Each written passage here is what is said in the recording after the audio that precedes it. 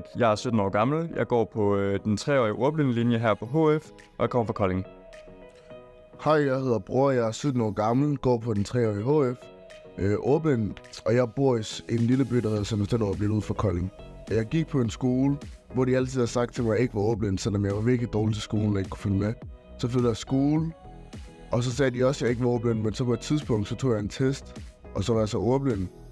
Og så efter det, så har det bare givet mere mening, hvorfor at jeg aldrig har kunne lide skolen, og det er fordi, jeg har været dårlig til den, så altså, jeg har altid syntes, at skole det har været rigtig lort. Jeg synes, det er rart, at vi er i en klasse, hvor vi alle sammen er ordblinde, så vi sådan er sammen om det.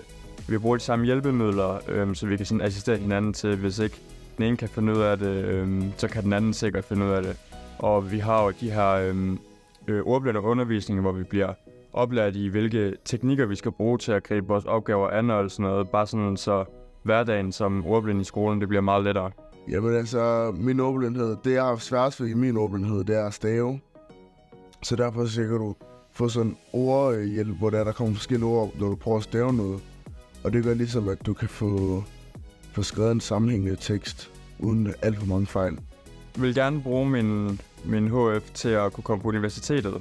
Jeg tænker, at jeg tager nogle ekstra fag på næste og sidste år, for den er nemlig 3 år i den her. Og så hvis jeg ikke kan få alt på det niveau, jeg gerne vil have, så ved jeg, at man kan på skolen tage enkeltfag, som jeg så kan bruge de første 3 måneder af mit sabbatår på lige at tage det sidste på det niveau, jeg gerne vil have, og så vil jeg gerne på universitetet bagefter. Jeg tænker i hvert fald ikke, universitetet er noget for mig.